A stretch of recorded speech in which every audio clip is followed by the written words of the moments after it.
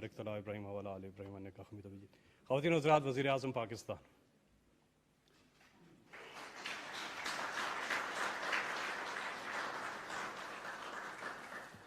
بسم اللہ الرحمن الرحیم۔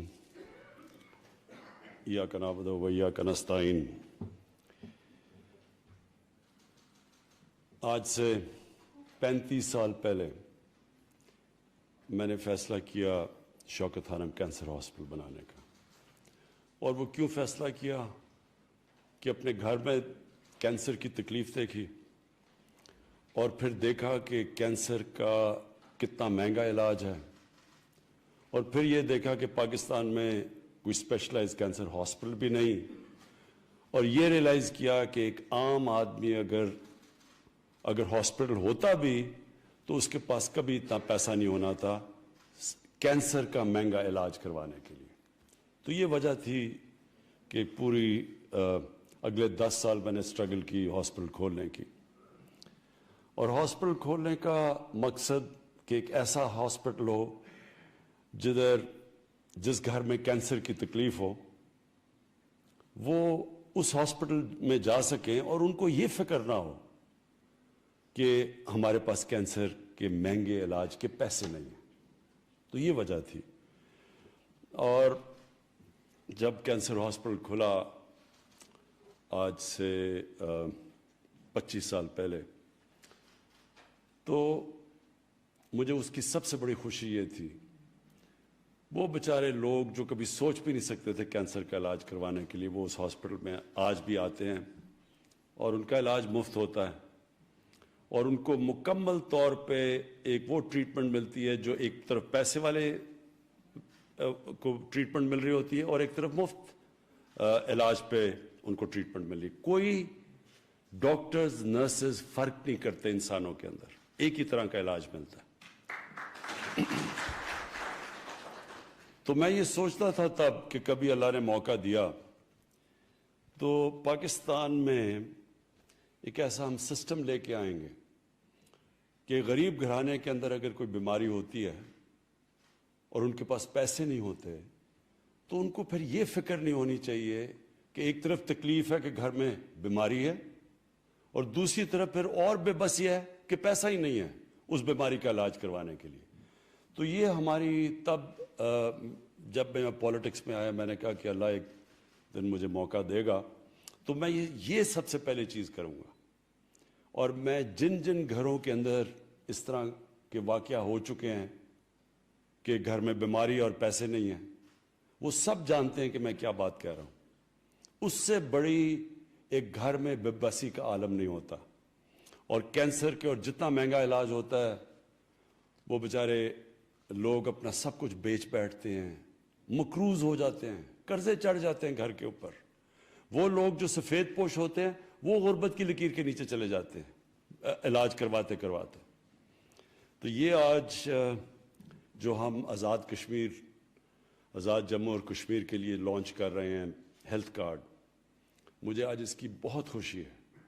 کہ 12 لاکھ خاندانوں کو ایک ہیلتھ انشورنس ملے گی، اور کوئی بھی ان کو کسی بھی کتنے 40 ہسپتال کتنے 350 ہسپتال ہوں گے پرائیویٹ اور گورنمنٹ کے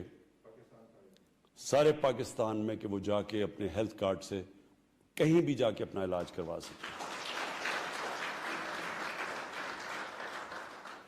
اور یہ بھی مجھے بڑی خوشی ہے، یہ سب سے پہلے پختونخوا میں ہم جب ہماری حکومت تھی پچھلے دور میں تو ادھر سے ہم نے شروع کیا، تب بھی بڑے لوگ کہتے تھے کہ یہ ہو نہیں سکتا، تو پختونخوا نے اب فیصلہ کیا ہے کہ سب مکمل طور پہ ہر پختونخوا کے شہری کو ہیلتھ کارڈ ملے گا، یعنی کہ ہر شہری کے پاس ہیلتھ انشورنس ہوگی۔ پنجاب میں 60 لاکھ خاندانوں نے کو پنجاب گورنمنٹ اب تک دے چکی ہے ہیلتھ کارڈ، اور ان کی بھی کوشش ہے کہ 2021 کے آخر تک ہر خاندان کے پاس ہیلتھ کارڈ ہوگا۔ اور میں یہ آزاد کشمیر کا میں اس لیے خوش ہوں کہ دوسری طرف کشمیر میں لوگوں کو پتہ چلے گا جو آج کل بڑی مشکلوں میں ہیں، جن کے اوپر ایک فیشسٹ ایک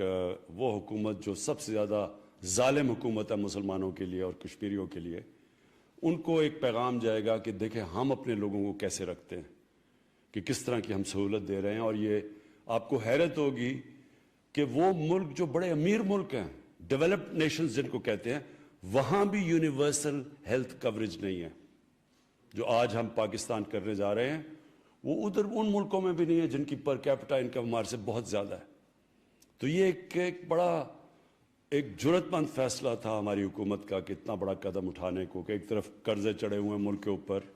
اور ابھی ہمارے پاس وہ وسائل نہیں ہیں، لیکن اس کے باوجود ہم نے فیصلہ کیا کہ ہم سب سے پہلے جو بنیادی ضروریات ہیں ہمارے لوگوں کی وہ پوری کریں گے. اور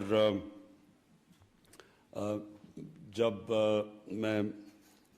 مدینہ کی ریاست کی بات کرتا ہوں تو یہ ہم نے یہ کدھر سے لیا، یہ سوچ کدھر سے آئی؟ یہ نبی صلی اللہ علیہ وسلم سے سوچ آئی. جب انہوں نے مدینہ کی ریاست گئے تو وہاں بھی بہت برے حالات تھے،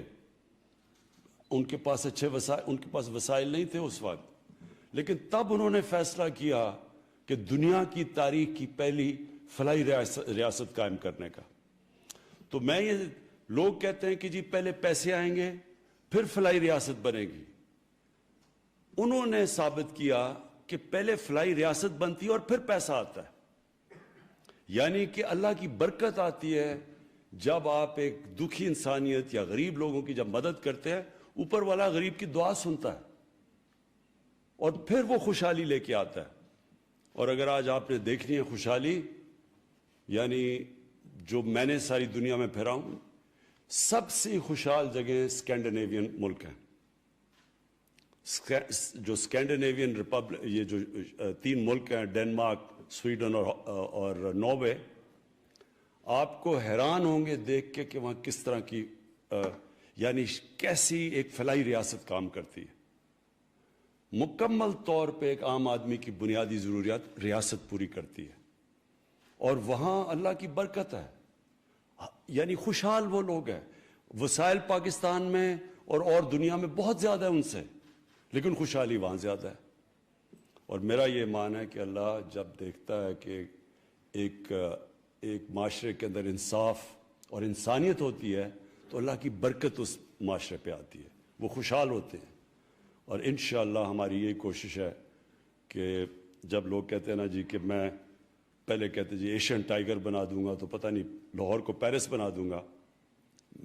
ہماری کوشش ہے پاکستان کو فلاحی ریاست بنانے کا. اور جب فلاحی ریاست بنے گی ہم ادھر چلے جائیں گے جو ہمارے فاؤنڈنگ فادرز تھے،